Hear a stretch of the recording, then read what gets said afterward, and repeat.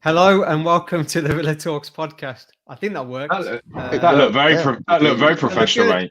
Excellent. This is the first we know what we're doing. I've ever live streamed on YouTube. Is our 100th episode. We have turned 100. We finally reached the milestone, and I am back with the crew, the whole crew, past and present. We've got Carl, Sam, and AJ, and we've also got Jugsy and Chadsy with us.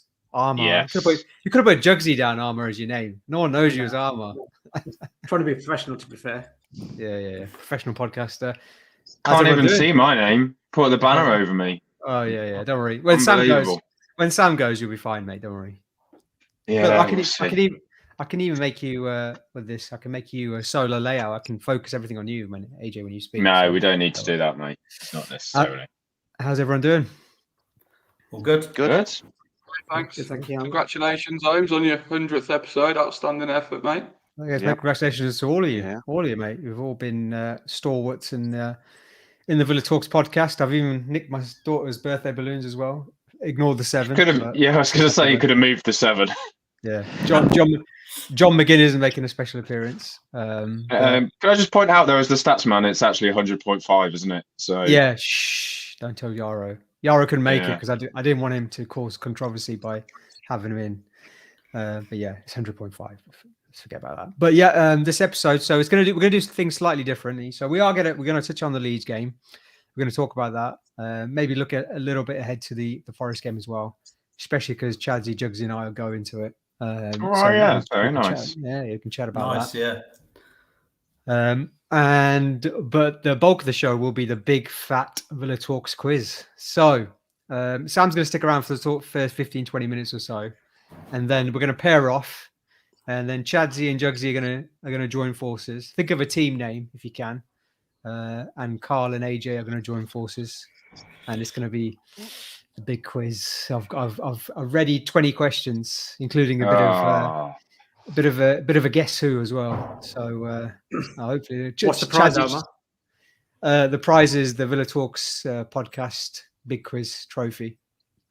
I'll get it made. It sounded like you made that up on the fly. Then I've just made that up on the fly. Yeah. I'll guess something similar to the Peace Cup. I think it'll be something that I was hoping for a cash prize, to be honest. Not that I expect to win, but if I'd be more motivated by a cash prize.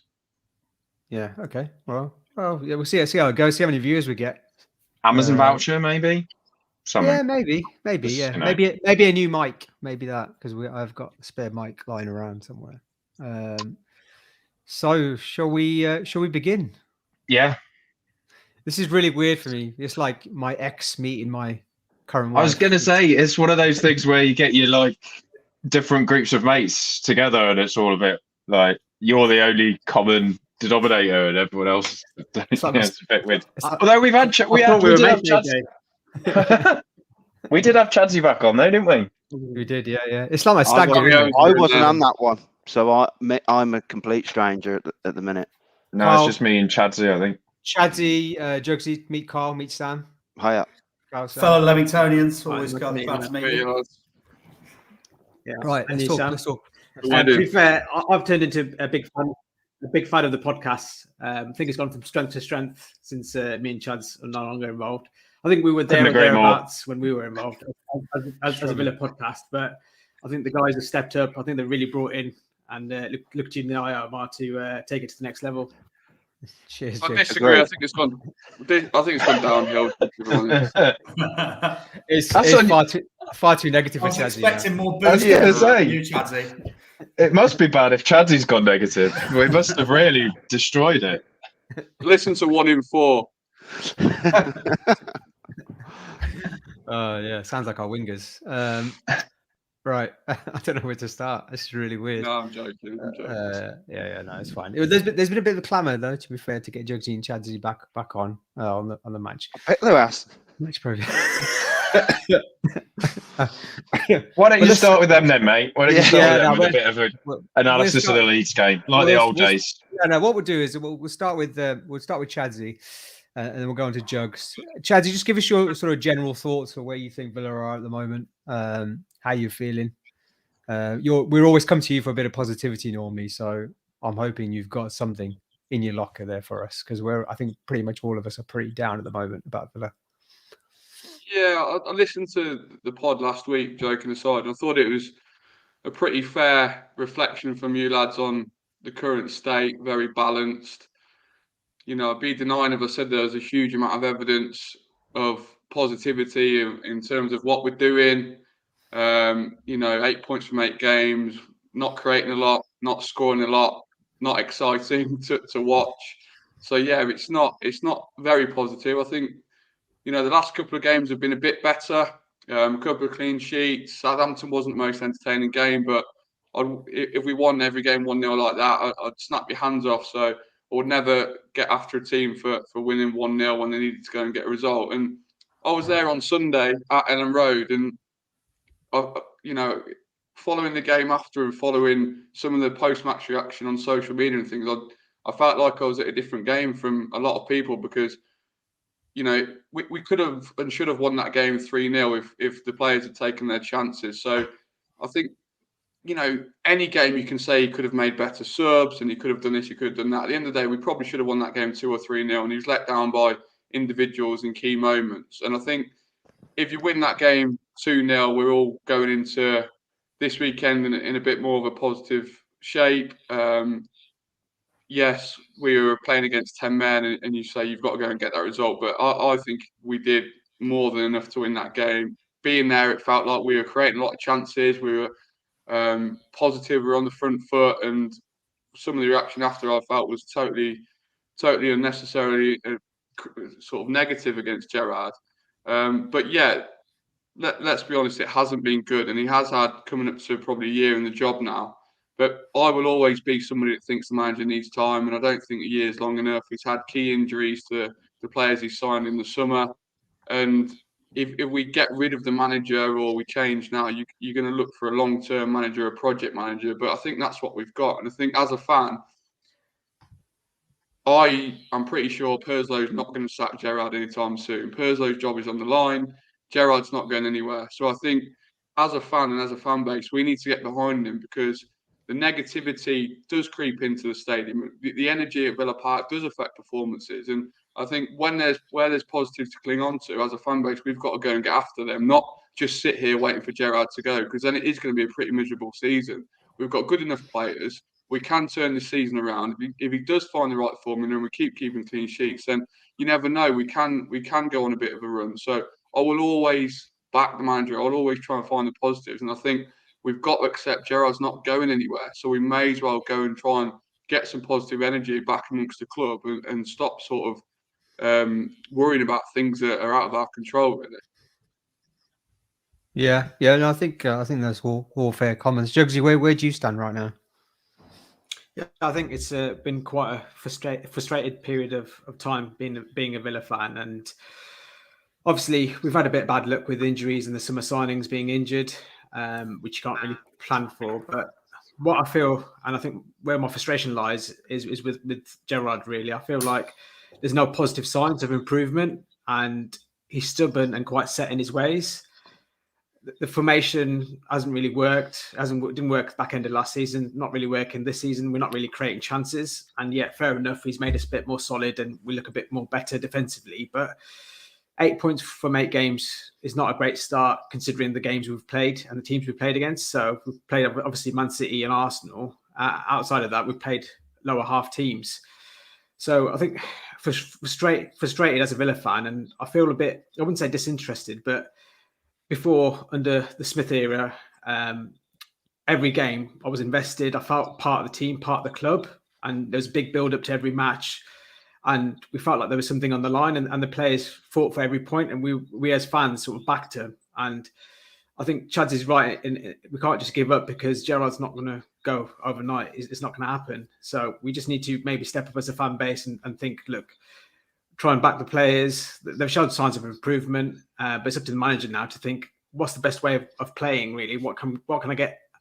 What's the best I can get out of this team? And I think stubborn with the formation. It's not worked. Coutinho's played every game pretty much this season, and he's been hot and cold really. So why not give Buendia a chance? And I think the most frustrating thing is the recruitment has led to us being restricted in the formations and our playing style. So I think he's really hindered himself by not recruiting an out-and-out left winger. Obviously, Ismail Assar deal, I'm not sure what went on with that, and no one really knows. But why that was left quite late in the window, why have we not planned for a plan B or a plan C?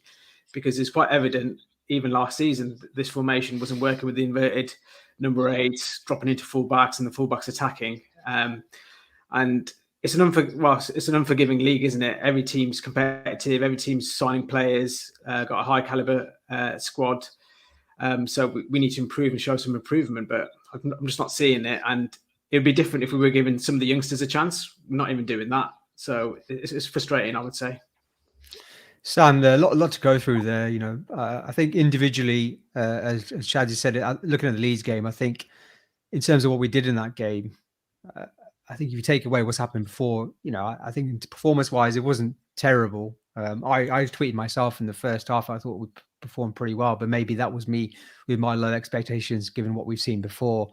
But we did create enough chances there to win the game. XG was over 2, for example. But looking at it wider, then do you think we are improving? Can you see any hope for us at all with Gerard at the helm, or do you think it's the same old problems time and time again? I mean, we've had Michael Heaney there making a comment about outverted central mids, inverted wingers, converting number 10s, subverted wing backs. What's your thoughts on it in terms of the short term and us being a bit more solid at the back, but then longer term in terms of developing playing style and moving forward?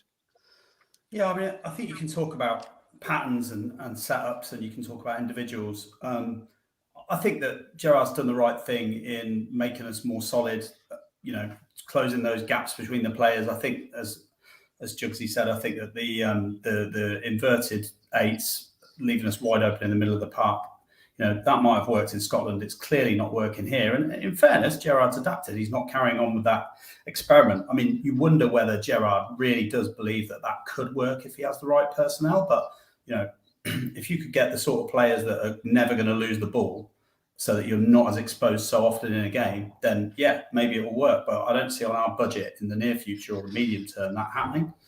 So I'm quite pleased that he's made us more solid again. And I totally agree with Chadsy in the respect that, if Coutinho slams that one in when he's, that volley, then you're saying, okay, Coutinho's feeling his way back into some good performances. He played pretty well against Southampton. He volleys one into the top corner. It looks like a worldie against Leeds.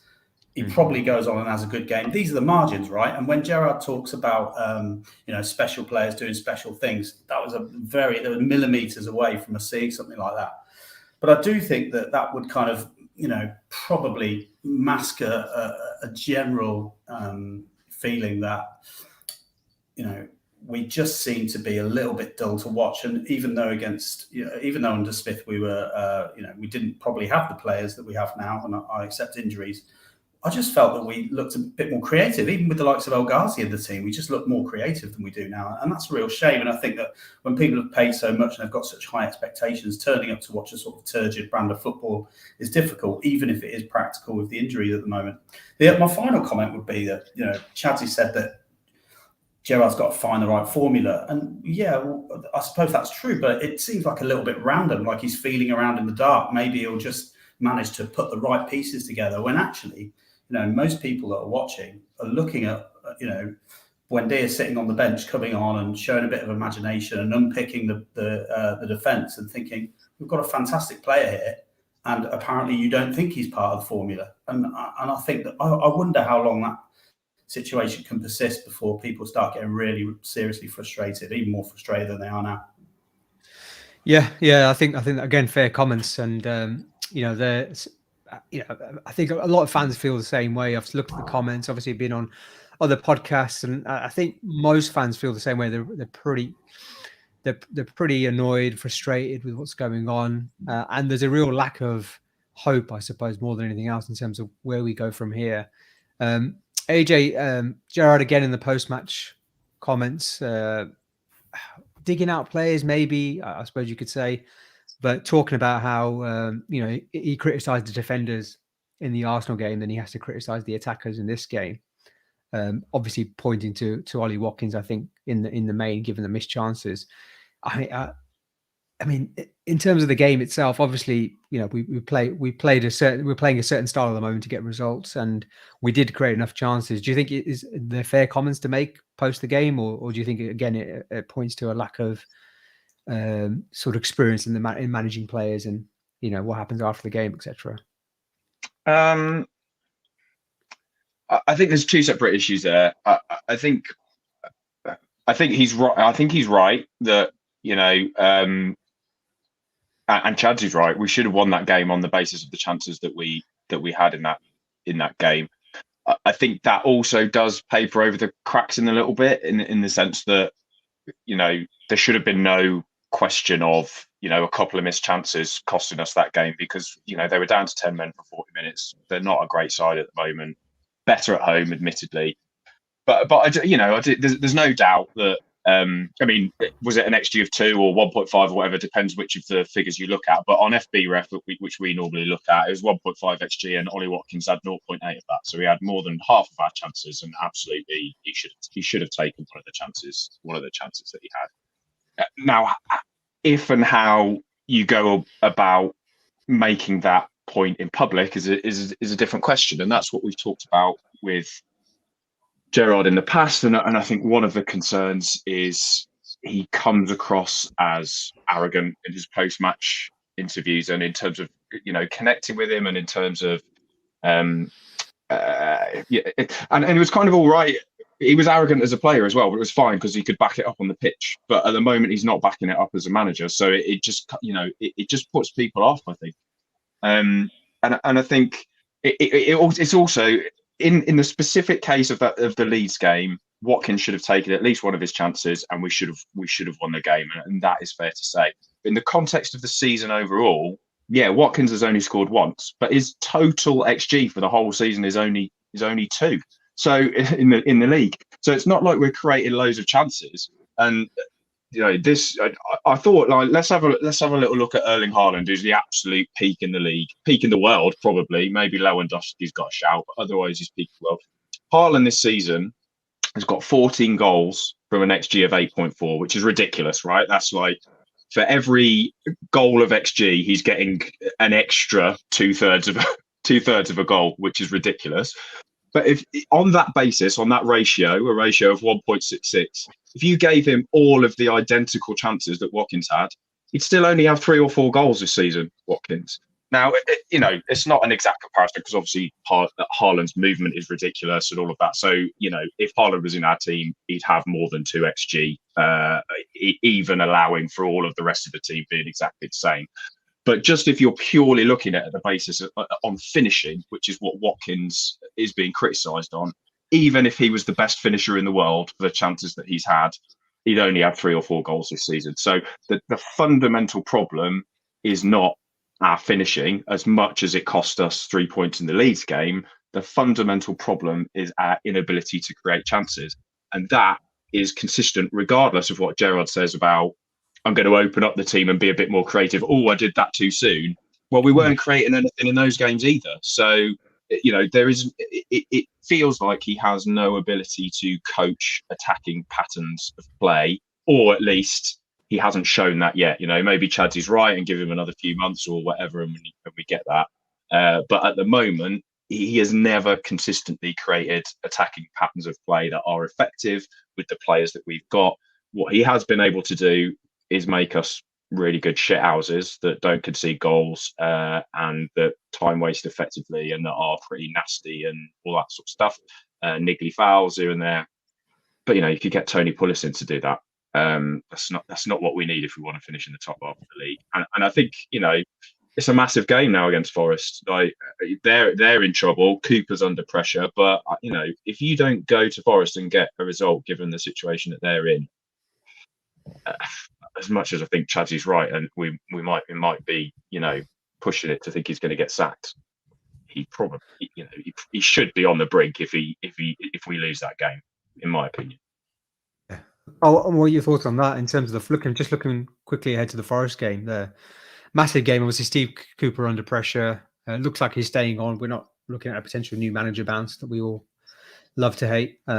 Looks like he'll be in charge. They've obviously just lost massively to lost badly to last week, and we're coming up obviously not in great form, but still five points from 3 games. It's not terrible really when you look at it.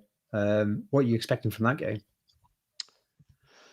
I have to say, as much as I was only sort of half watching the Leeds game, just I've never been so kind of bored or uninterested in a Villa team that are having my whole life supporting us, which is quite sad. But having said that, every time I was watching, we did seem to be.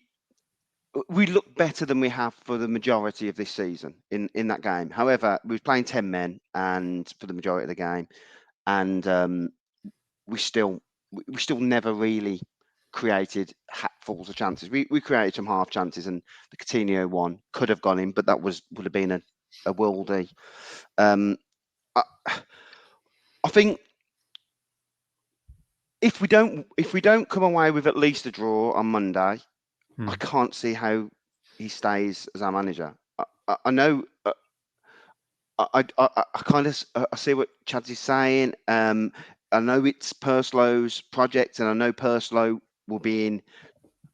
He's essentially critiquing himself negatively, isn't he? If he sacks Gerrard, but I just can't see how, after Forest have been walloped, how we can go there. I mean, I think if he gets a draw, it's fine. We'll just sort of carry on trundling along. I want to feel more positive. I'm not someone who just wants to get rid of managers. I didn't think Dean Smith should have been anywhere near leaving, and he was going through a rotten period of form. I want to feel more positive about it, but I don't, and I think I think the writing's on the wall, and I don't think he'll be here after the World Cup.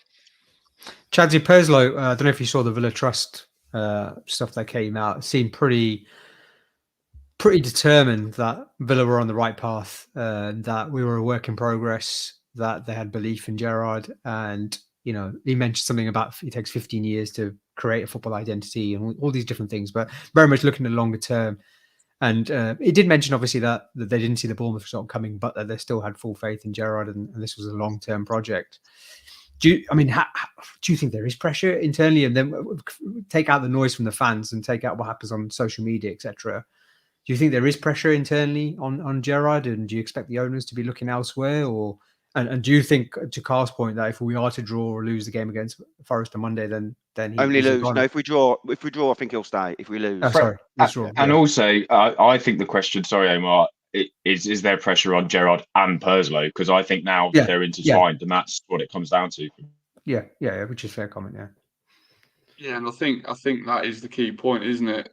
Pressure on the manager means pressure on the CEO, and I think any well-run football club, and there's a debate on whether we are a well-run football club, but any well-run football club always knows who their next manager is going to be, no matter whether they're in good form or bad form. Brighton had De Zerbi lined up probably before Potter even was talked about as the Chelsea manager, and I know we talk about them as the model sometimes, but that it is an interesting question. Your external PR is often very different to what's going on internally. Perslow might be saying that, but behind the scenes, he might be getting hammered from the owners to say, who's this bloke you've appointed? You've got a month or two, or else you're next on the line and his next on the line. My biggest worry with the whole situation and the sort of not negativity, but sort of malaise around the club at the minute is that before you know it, the owners just give up and lose interest. And like a lot of football clubs, the whole thing is built on a completely unsustainable model of two foreign people who don't love the club at all. And, they can say what they want, but it's a toy for them. And if we have another season of sort of disinteresting football and we don't challenge and we don't improve, then, before you know it, they're selling the club, they're withdrawing their investment, and we've got another Dr. Tony. So that's my biggest concern, that if there's any stagnation and any sort of hint of decline, then we could find ourselves in serious trouble again as a club, because it's built on a completely unsustainable model of those two guys just continually pumping in money. And to what end? You know, they might put another 100 million in January. Are we ever going to break the top 8? That's a different debate. And that's kind of what I think is the debate around sacking Gerrard. If you get rid of him and bring someone else in, you might finish 1 or 2 places higher, maybe. You might finish 3 places higher. But to what end? This time next year, are we going to be looking for someone else? What is the magic bullet? What are we looking for? And I know the argument will be, well, at least entertaining football and at least creating chances, which is completely fair. And all the points around what everyone said about football. I'm not a Gerrard apologist, and I'm not backing him to the hilt by any stretch of the imagination. I've been to these games myself. I've been bored to tears as much as everyone else. So I'm not presenting a really positive argument in support of Gerrard. I'm just questioning whether there is like you say, Omar, a clamour internally as much as there is externally to make changes, and I don't think there is. Therefore, we've got to try and find a way as a fan base and as a management team to give them time to turn it around. Yeah, and I think that's something we just don't know, do we? Let's be honest. We have no inside intel into what's going on behind the scenes. We can talk about. Sorry, just on that point. If we did sack him tomorrow, I wouldn't be disappointed. You know, I would be thinking, right, here we go. Let's get someone in. Let's get galvanised and get everyone behind him again. So, like I said, I'm not sort of apologising for Gerrard at all. I just think it's that we're in that middle pattern where you either go one way or the other, and I think I'd rather just get behind him whilst he's here. On that sustainability point, though, Chadsy, I feel like Gerrard. I assume it's Gerrard that's driven the change in transfer policy since he's come in. Arguably, he's come in and made that sustainability situation worse, because it felt like we were on a track where, you know, we were trying to sign young players with resale value and all of that, and he's in a hurry to get on and move the club forward. And you know, we've signed Coutinho, we've signed Dean, we've signed Ings, we signed all these players recently that we spent big fees on, and we're not going to get or big fees or big wages, and we're not going to get resale value for. Coutinho, obviously, he's nailed his colours to the mast on Coutinho. He's staying in the side. It's whatever it is, 19 or 20 games now with 1 goal involvement. You know, we've our XG only Bournemouth have generated less XG than us. If you're telling me we've got the second worst set of attackers in the league, then it's ridiculous. And so I just feel like on that question of the sustainability of the club, and also still Perslow's relationship with Gerrard, I feel like Gerrard has come in and dictated a change in transfer policy, and Perslow's gone along with it. And I don't know how Langer feels about it, but it's certainly not the approach that he had in his previous job. And to me, that puts more pressure on Gerrard to achieve in the short term. If he'd stuck to a plan that was like build gradually around young players with resale value and all of that sort of stuff, then fine. But he's obviously gone, no, we can push top 8 if we sign these players. You know, that has to be the argument that he's made. And it's made us worse. Like, I mean, even when Gerrard first came in and he didn't have all of those players, it's since the January when he's brought in particularly Coutinho, but also Dean to an extent, and he's tried to leverage those players that he's brought in. It's actually made us worse. And Sam mentioned, you know, Traore and El Ghazi, between them under Smith, had a season where between them they got over 20 goal involvements or something like between the two of them. And what have we got now creatively? So I just feel like he's made a rod for his own back. He's not delivering. He's influenced the transfer policy in a way that puts the club at greater risk. And that would all be fine if it delivered on the pitch. And maybe he needs more time to do that, all of that. But currently, it's hard to make an argument in favour of Gerrard continuing, particularly if we don't get a result on Monday. That's where I am.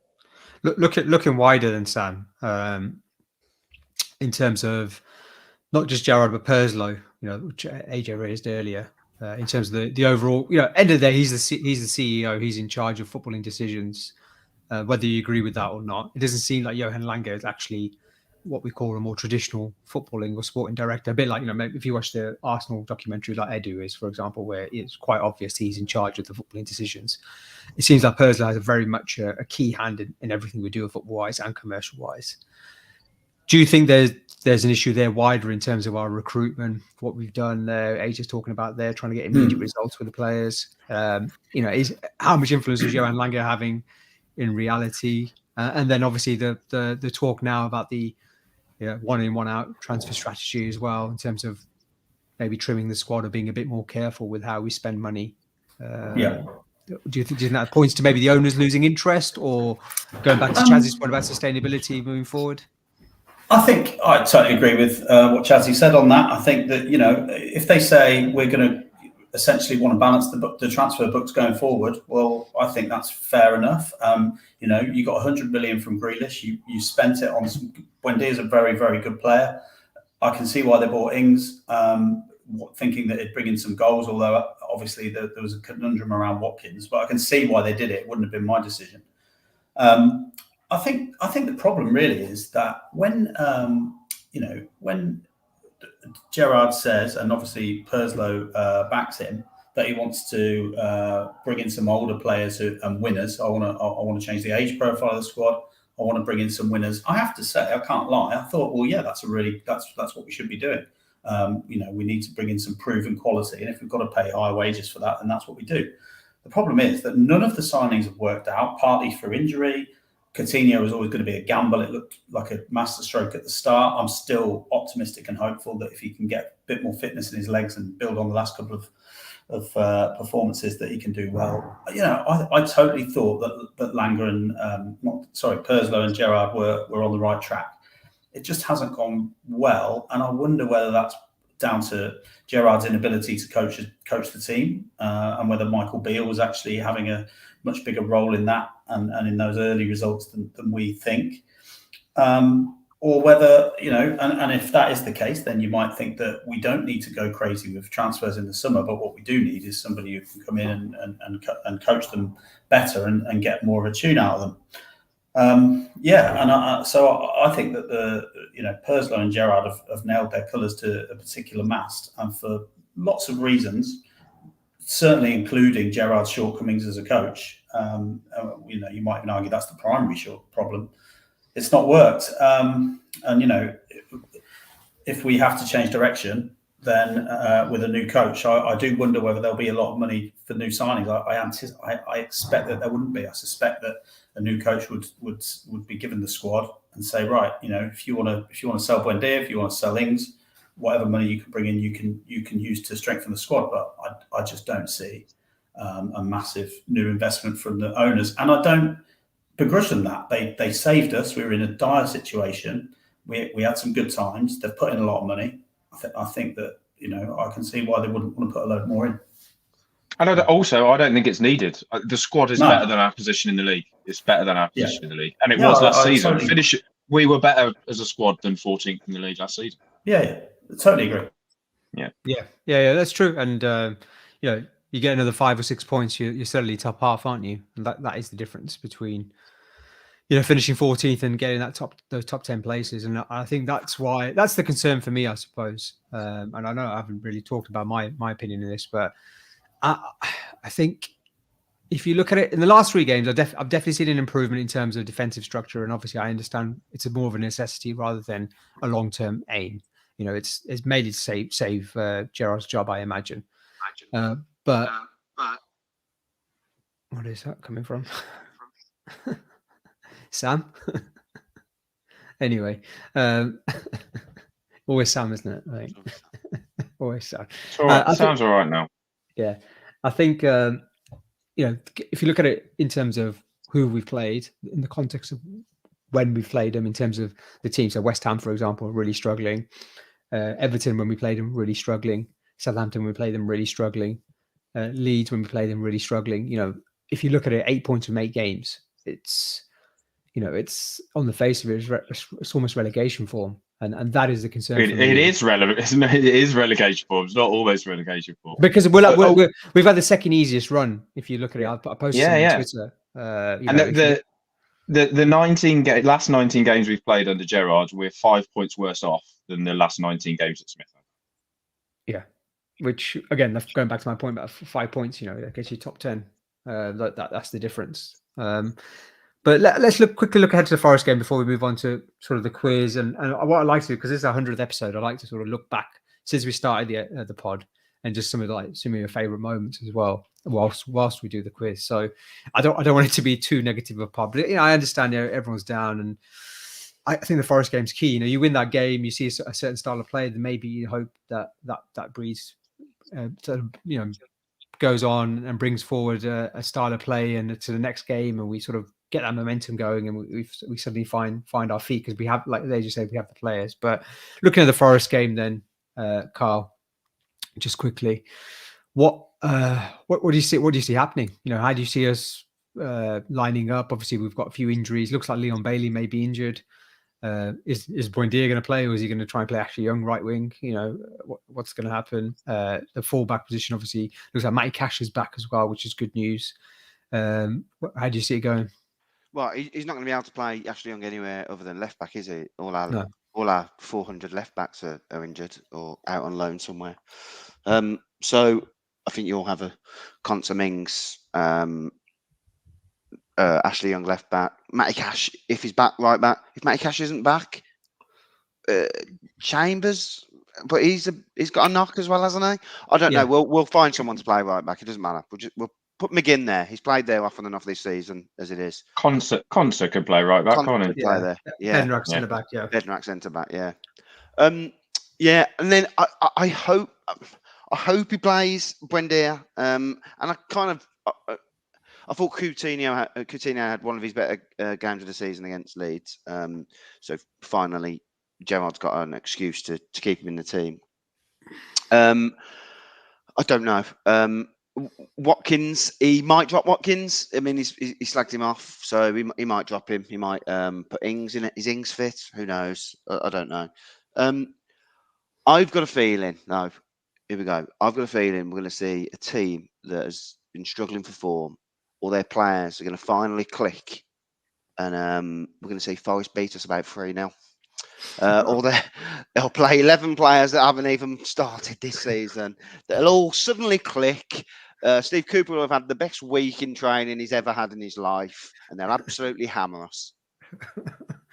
Chads, bit of positivity, please. Another clean sheet, 2-0 win. Positive performance. Gerrard and the players coming out to the away end. Jugsy with his top off, swinging it around his head. And the club on the rise again. And it's the turning point for everything. And we look back on this podcast when we're doing our 200th episode.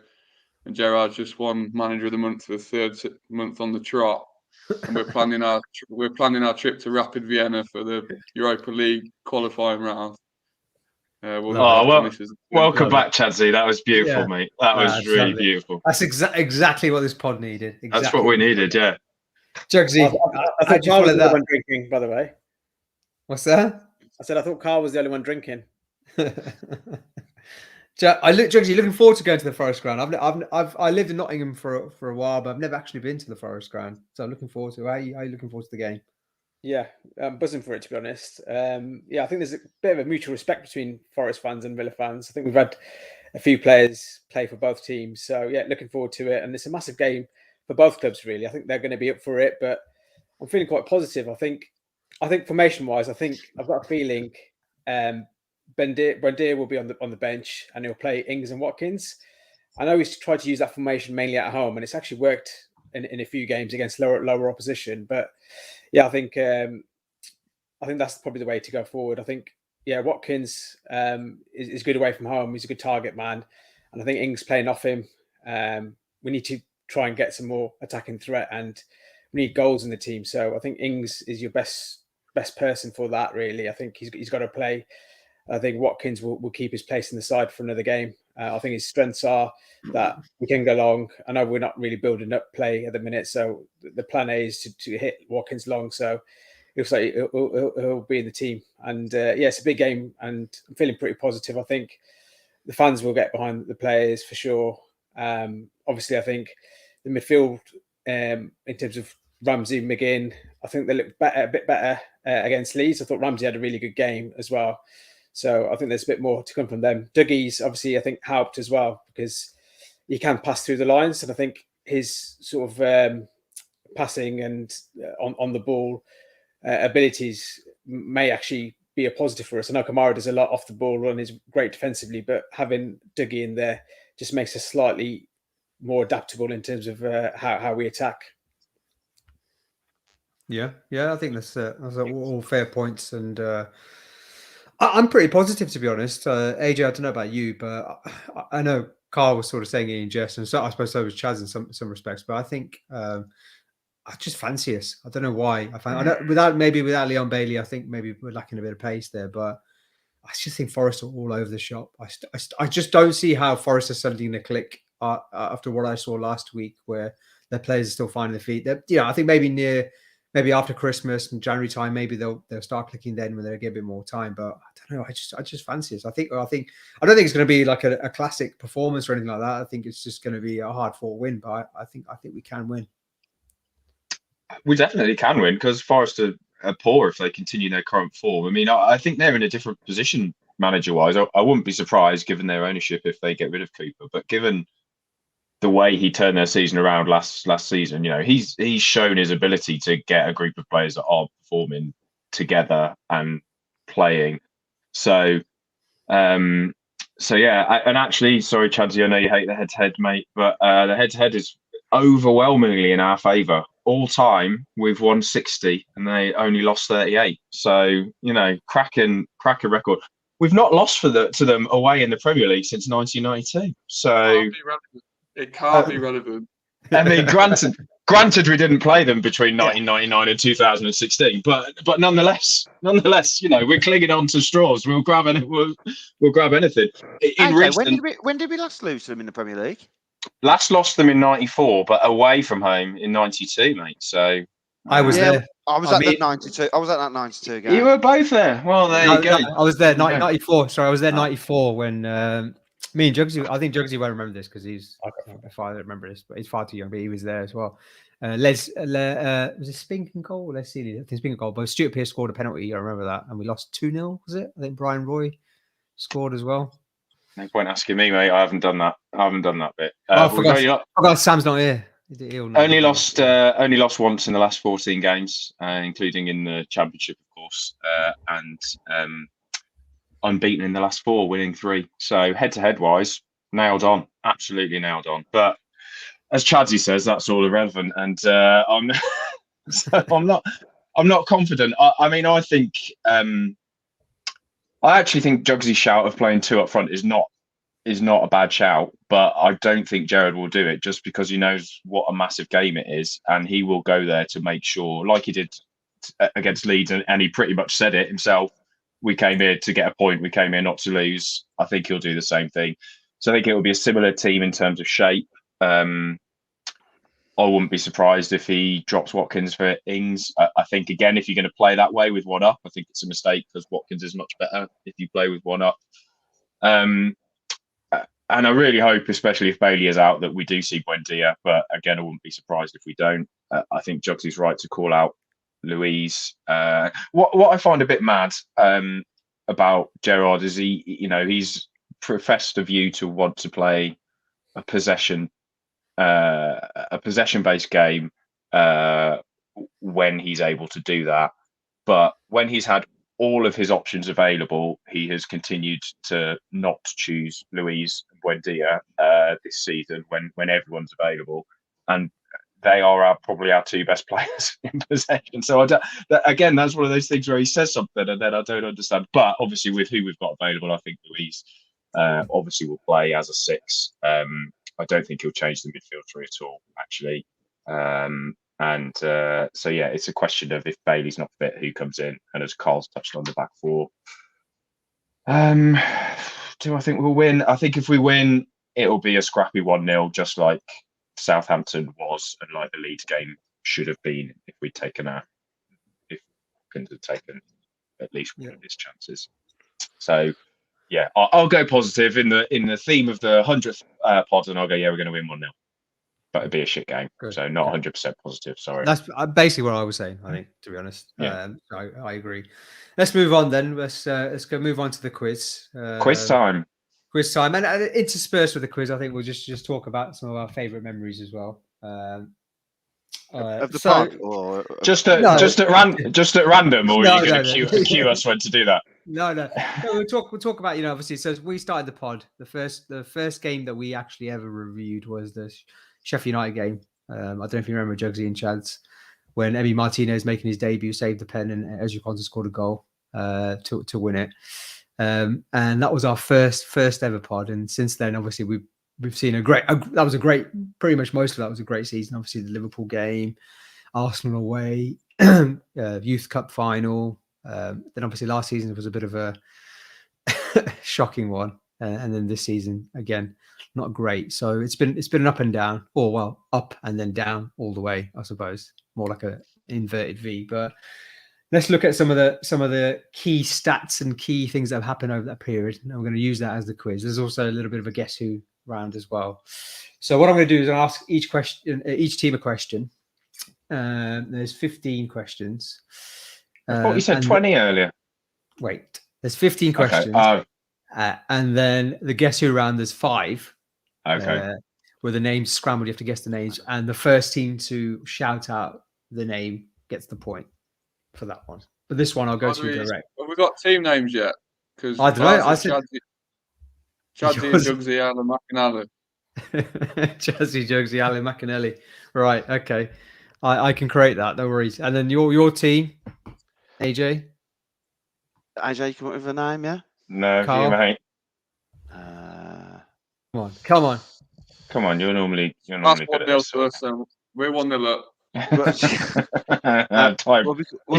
could be the tiebreaker. Would you call ourselves 27-0?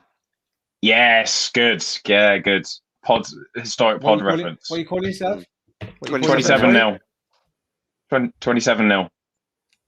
Are you pretending not to hear us? Right. Omar? I'm confused. I can hear you. 27-0. You're breaking up there a little bit. We're going to win the quiz 27-0 as well, even though there's only 20 questions. That's the prediction. All right, there we go. Look, Chadsy, Jugsy, and Alan McAnally versus 27-0. Look at that magic. I'm so good at this streaming stuff. Mate, you're smashing it. You are smashing it on this thing. We'll have to do it every week now. Start then. Who wants to go first? Don't you? Aren't you tossing a coin? Sorry, who? Yeah, I'll toss a coin. Oh shit! I did have a coin actually. Where's it gone? It's gone. Jugsy, which hand? Yeah, left hand. Left. No. Do we want to go first or second, mate? I will go first.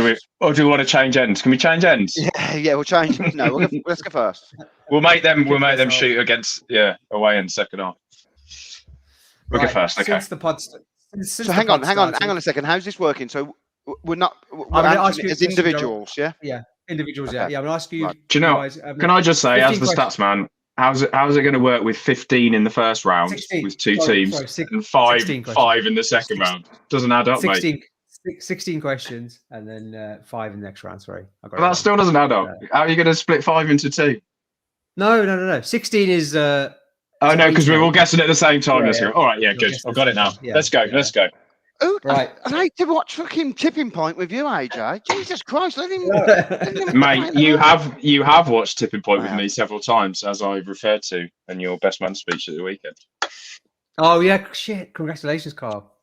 We've been so serious about the pod. We haven't even talked about food, weddings, anything. Yeah, we were going to talk about Space Raiders, mate. You specifically tweeted about that earlier in the week. The fans will be disappointed. I'm excited about the quiz now. Let's do the quiz. Come on. This is the real quiz. Let's do the quiz. All right. Emi Martinez has made the most appearances and played the most minutes since the pod started. Who has the most minutes after Emi Martinez? I reckon Matt Cash. You want to confer? That's what I was thinking. Matt Cash played all but 37 minutes last season, but then he has had injuries since then. Yeah, and what about the season before that? I think it might be Mings. It could be Mings. McGinn. McGinn's also a good shout. Who should we go for? I don't. I'm ruling out cash. Yeah. I am. Yeah. You No rule out. cash. You No rule cash. out. Card only. I'm gonna have to hurry up Google- here, guys. I'm gonna Well, have let's to go, hurry Mings. up here. Mings. Mings. Tara Mings. Incorrect. Ah. McGinn. John McGinn with Ah. 7,096 minutes. I'm afraid. Yeah. Mings was close. Mings was actually second. Third. Followed closely by Ollie Watkins. Matty Cash. Oh, Watkins. Didn't even discuss Watkins. That's a good shout. But oh well. Right. Chadsy and Jugs. Since the pod started, Ollie Watkins has scored the most goals for Aston Villa. Obviously. Who is next in line there? Who scored the most goals after Ollie Watkins? Ooh.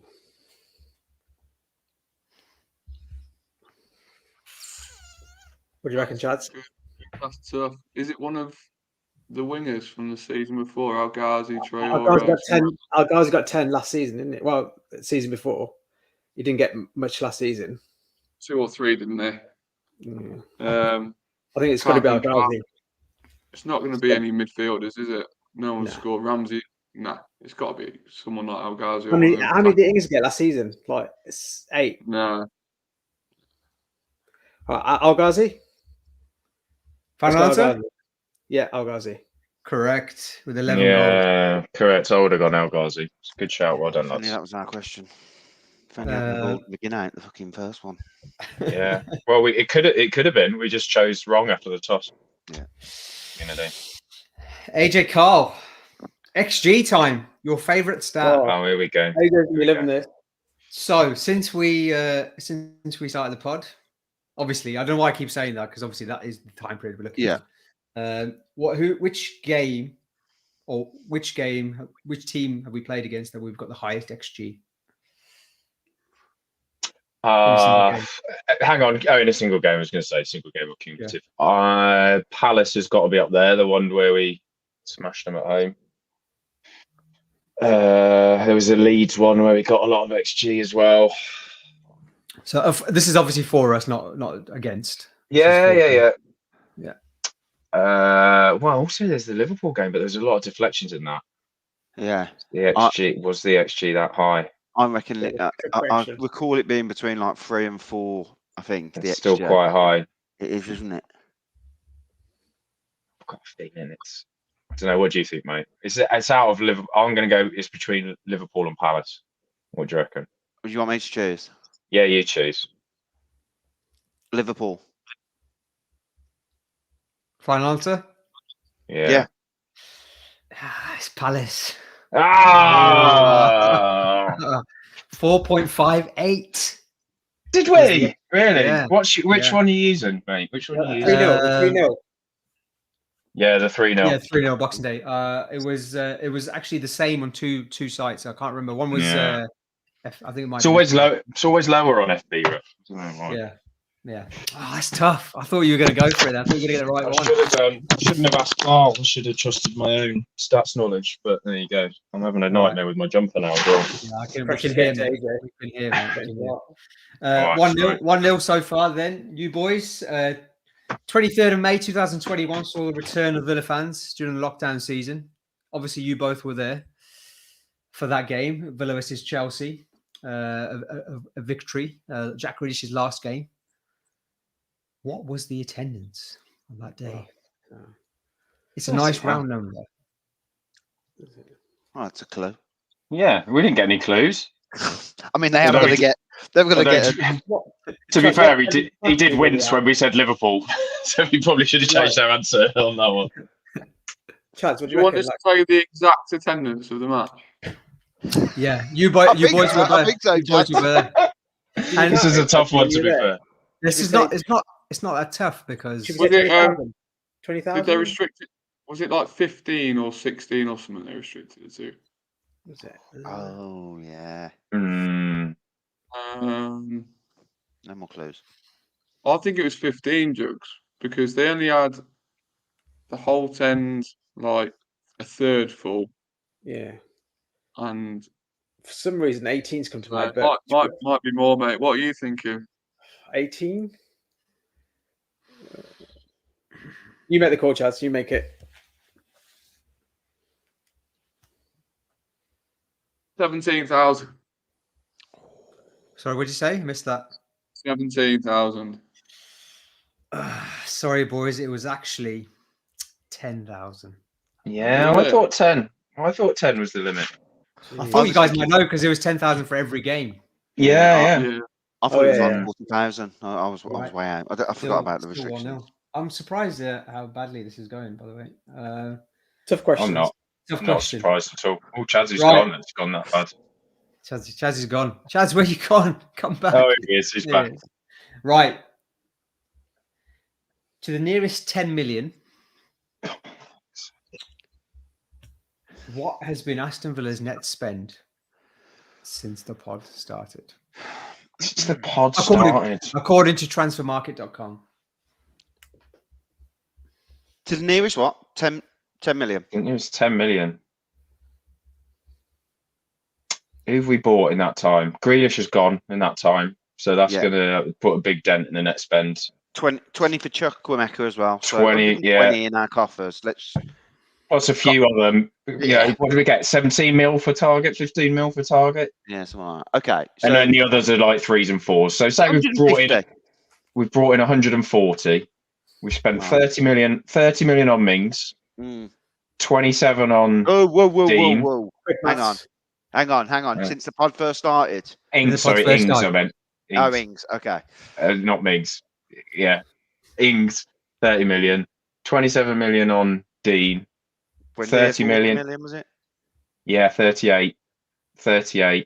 Who else we bought? Coutinho, 17 mil. Yeah. Carlos, 30 mil. Yeah. Right. I bet you added these up. Yeah. Carlos added these up. Has anyone been adding them up? Right. Should we just let's I think it's about 40 or 50 mil. I was going to go for 50 mil. Should we go 50 mil then? Yeah, 50 mil. It's got to be higher. It's way higher. Way Is higher. it? Yeah, it's Who we missed? The actual amount. Watkins we bought for 30 mil. Oh shit. There's Watkins since we started as well. Watkins, Martinez, Cash. See? It's that season. I'm thinking about since we started the pod. That's the problem, mate. We're not thinking about that original. Cool. We're not thinking about Top Boy Summer House. We're just thinking about the new school. The actual amount was 116 million, roughly. 116.5 million.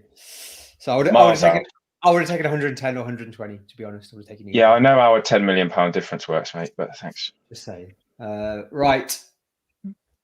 Next question. Right. I'm going to give you a choice of 3 because this is a bit of a difficult one. Since the pod started, what is the highest? Don't worry, you'll get easy ones as well. Since the pod started, what's the highest ranked episode that we've had in terms of listens and downloads? Whoa. Not including the Dwight York YouTube stream. Yeah. Okay. That was a video. So this is a video. Audio.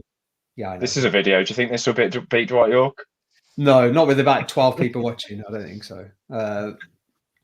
So the three choices are when Gerrard was hired, when Dean Smith was sacked, or the transfer roundup show that me and AJ did when we just sold Jack Grealish and Danny Ings to sign.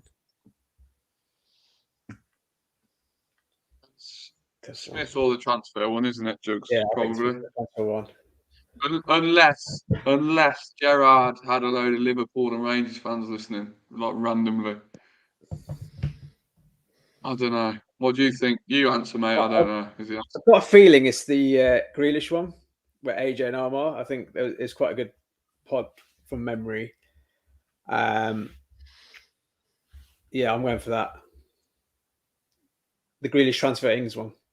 Going for Final that. answer? Yeah. Correct. That is the final answer. It was very. I knew that one because you told me before. So unless we'd beaten it since, but I knew at the time it was the biggest one. No, that is traumatic episode it was, mate, as well. Emotional.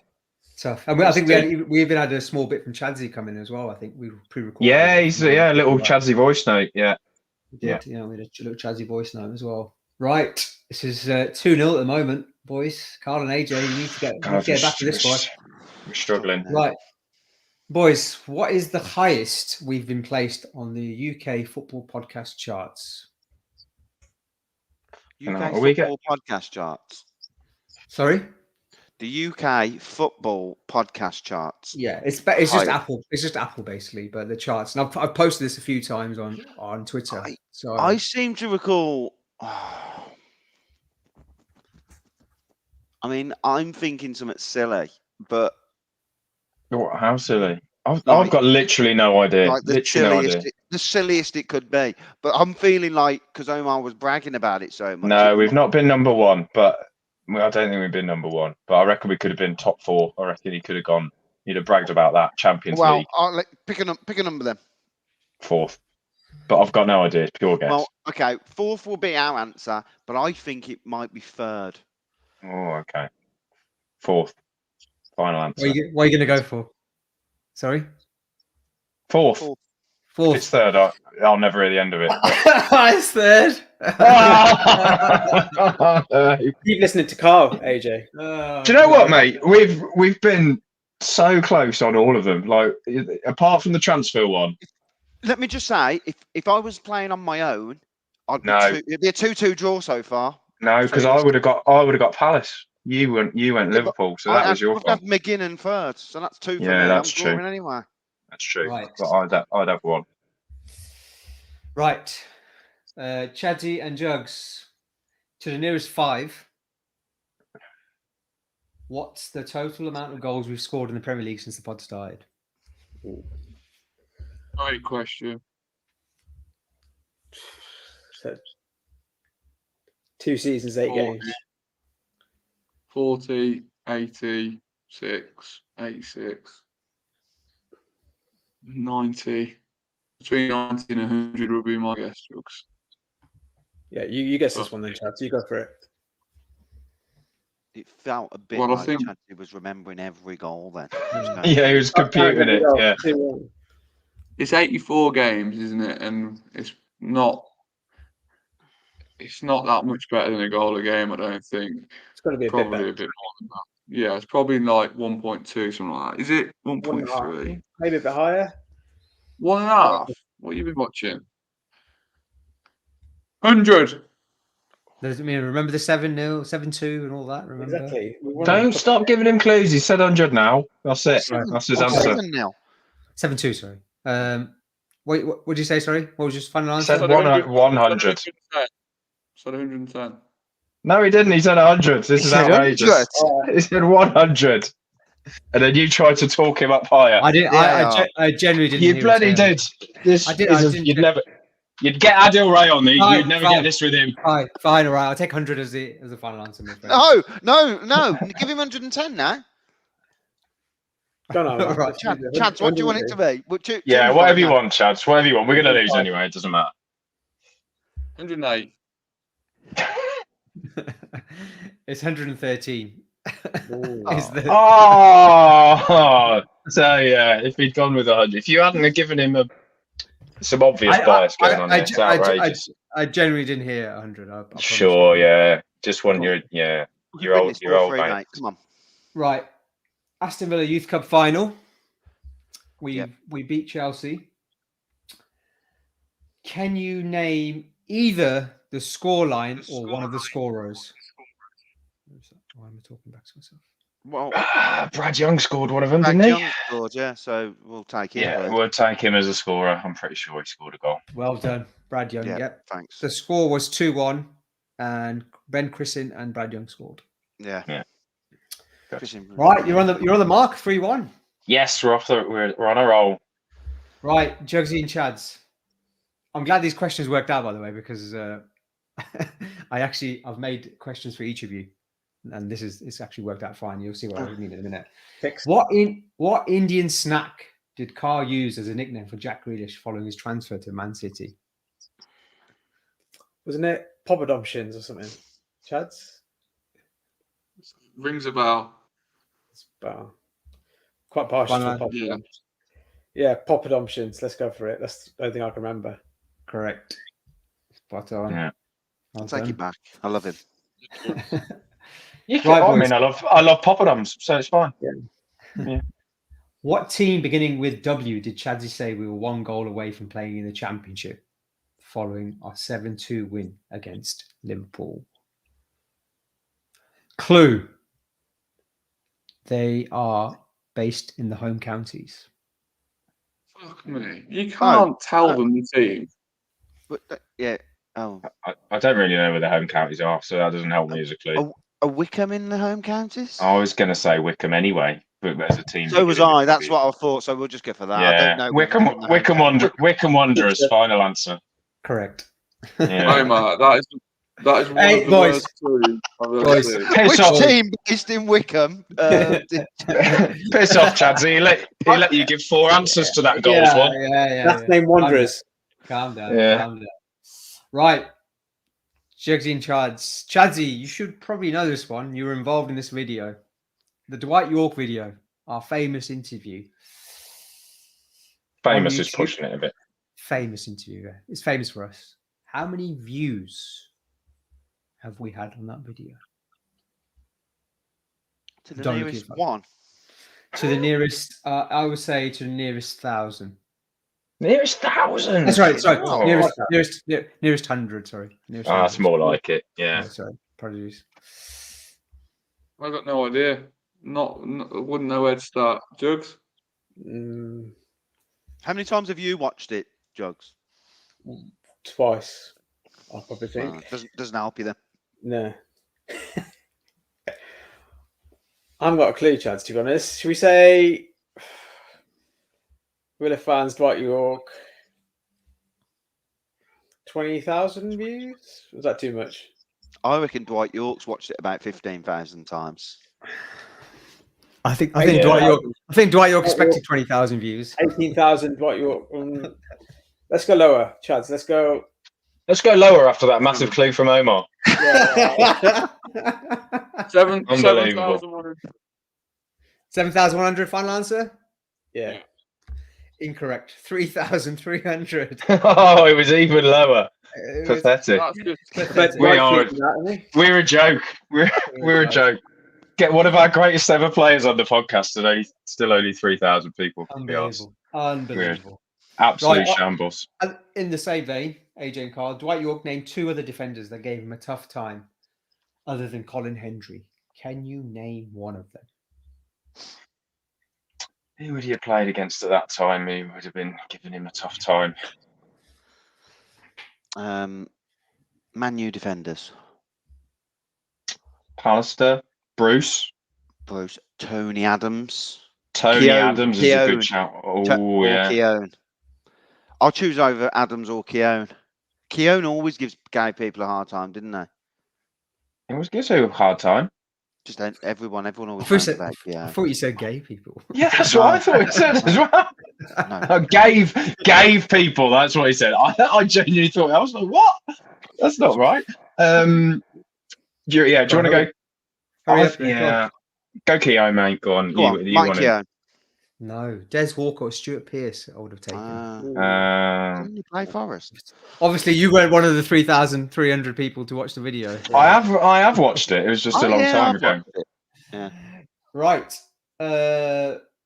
Just wasn't revising. Yeah. Okay, 2 questions left, and then obviously we've got the final round coming up. We'll put it back in the quick fire round, mate. It's fine. Chadsy Jugs, how many YouTube subscribers do we have? I'm not going to I was going to give you a clue. I'm not going to give you a clue. No clues. You're giving them enough clues. They're already beating us 8-1. It's 4-2. It's 4-2. Oh, is it? Oh, that's better than I thought. I think it's in the hundreds, Chads. Like, Yeah, I don't know. Jugs, you throw a number out. let's go 350. Not a bad guess. 270. Oh. Yeah, not bad. We've only ever really done Near one 100. video. One video on YouTube. What was the margin of error there? you didn't Too much. Too I high. was nearest 50 would have been fine. Right. Last question, Carl and AJ. Yeah. Without looking at, do not look at your They phones. went first, I don't know. Yeah. Don't look at what? Don't look at your phones. Without looking at your phones, how many Twitter followers do we have? It's. I think it's in the. I think it's about 1,500-ish. What's the margin of error? 100. Nearest 100. I say I give think that. let's go 1,300. Oh. I think What 14. what numbers in your head? Why don't we go? Well, about 1,100 is in my head, but let's go 14 because Yeah, I said right. 13. You said let's go 1,400. 1,400. You underestimate us. Oh, what is it? 2,075. Wow, I do underestimate us. I was glad to get that wrong then. Yeah, delighted with that. I'm not really. I want to win the quiz, but Right. We'll wait for Jugsy to come back. Jugsy's gone. Don't wait. Carry on if he's not here. Let's go on his own. Let's get on with it. He's got to charge his phone. Right. Come on, Here we Jugsy. go. I'm hoping this works. So, how the fuck do I put this on? Right. Didn't we get one question more? I mean, it's fine because they're beating us anyway, but Yeah, it's fine. it's done. It's fine. You have to give We me a started, and we also had the last question to that. Yeah, I That mean, part, but it's no. fine. I think that's what you were talking about at the beginning, where you said there was an extra. Right, question. right, boys, you ready? Yeah. What's going to happen? You're going to. No, this is it now. We've had 8 each. I thought they started first. Yeah, though. yeah. Doesn't matter. It doesn't matter. You're winning anyway. Doesn't matter. You're winning anyway. Doesn't matter. Let's just crack on. 1, 2. Everyone's lost interest now already. Let's just crack on. Let's get it done. Let's get it done and go home. It's already late. Come I on. don't know how that's worked. I've done 16 questions. So I've no idea why that's happened. But anyway, Because you can't count, mate. yeah, probably. So there's going to be a Villa player who's played in the period that the pod's been on. Their name's going to be scrambled. Unscramble it. Figure out who it is. Simple as that. Shout it out as soon as you know. Jesus Christ! I'm fucking countdown. You love countdown, mate. So is Colin Murray doing it? You got to shout the name or the team name. The player name. They're all Villa players, right? They're all Villa players. As in our team, so we can. Yeah. The teams. Oh, okay. Yeah, I've got you. Yeah. Oh, so are we buzzing in? Don't shout Aston Villa. That's always. Is it coming up? No, why isn't it coming Yeah. up? There we go. Go. Danny Ings. Yeah. Correct. Nice. Sandy Gin. Oh, we're just shouting out the name, yeah. Is that Danny Ings' drag name as well? Yeah. Yeah. You ready? Yeah.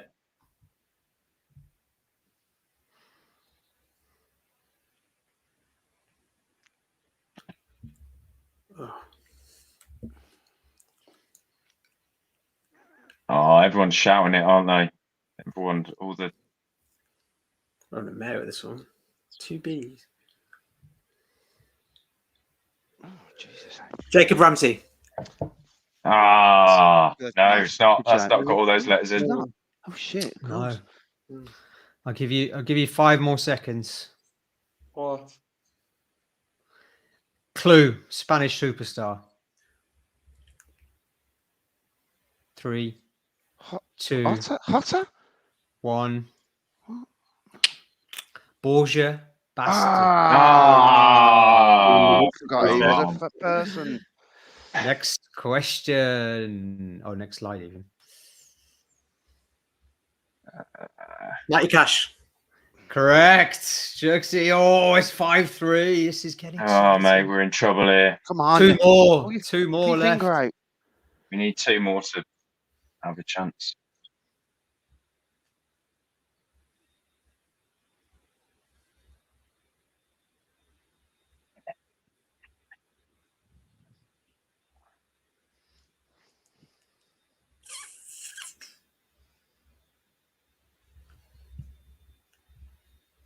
It's gone quiet. I've just realised for the audio people who are going to listen to this, they have no clue what's going on. Yeah. Just 4 confused blokes. It says Skylar Bros in this one, by the way, just for those people who are listening on. It's going to be fascinating for them lot. It's AJ, not you that playing? I'm trying, mate. That's Okay. Clue: he was on loan. 5, 4, 3, 2, 1, 0. AJ Carr. Ross Barkley. Ah, Oh, we're out of it, mate. We can't win. Last one. Last goal wins. Last goal wins. Consolation. Consolation. Tony Grimson. Was it Tony Tony Grimson? Grimson. Tony Grimson.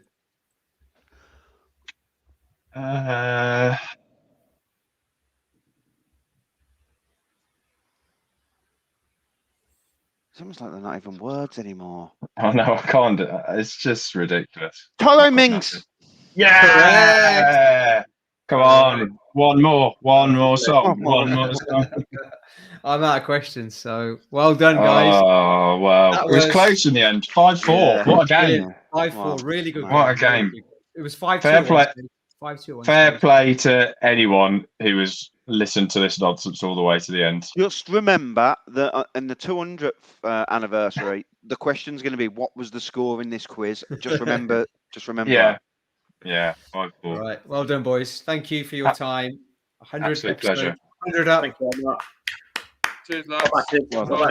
Battered. Up the podcast. Of the podcast. Thank you all for listening. Please subscribe and follow on whatever platform you're on. Follow our YouTube channel. I'd say follow our YouTube channel, but don't, because we hardly ever post anything on.